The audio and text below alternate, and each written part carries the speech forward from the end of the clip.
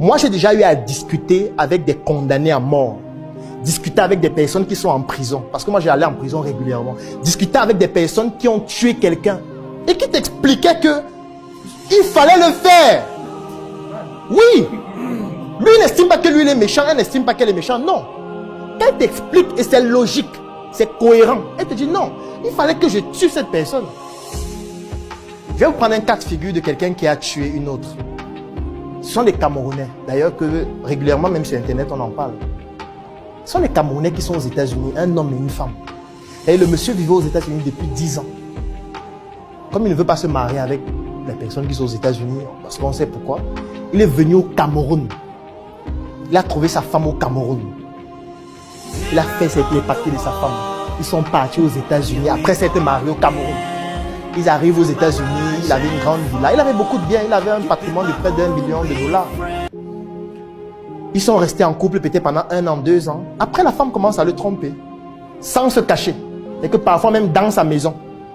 Oui. Et le gars, à un moment donné, il ne supportait pas. Qu'est-ce qui se passe?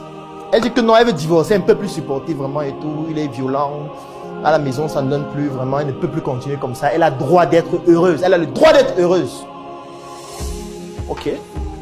On lance la procédure de divorce. Le divorce est acté. Et vous savez ce qu'on décide? On décide, 1, de donner la maison à la femme. 2, la garde des enfants à la femme. 3, chaque mois, il doit lui verser l'équivalent de pratiquement 5 000 $ chaque mois. Sans vivre dans la maison qu'il a payée avec un crédit de pratiquement 10 ans. Dans cette maison, elle va vivre avec ses enfants et un autre homme. Vous savez ce qu'il a fait? Il est écrasé avec une voiture. Oui. Il a pris une voiture. Il avait déjà analysé ses mouvements. Il a roulé, il a écrasé. Il est allé en prison. Et quand tu lui parles, tu demandes d'expliquer ça. Il t'explique ça de manière cohérente, logique, simple. Il te dit que j'avais 2 choix. Soit je rentre au Cameroun, parce que c'est quand même un peu difficile de donner 5 000 € à ta femme qui va coucher avec un autre homme dans ta maison chaque mois pour toute la vie. Donc soit il rentre au Cameroun et ça coupe ça. Rentrer au Cameroun veut dire que donc, je lis l'heure à nouveau, donc je reprends à 0 ma vie.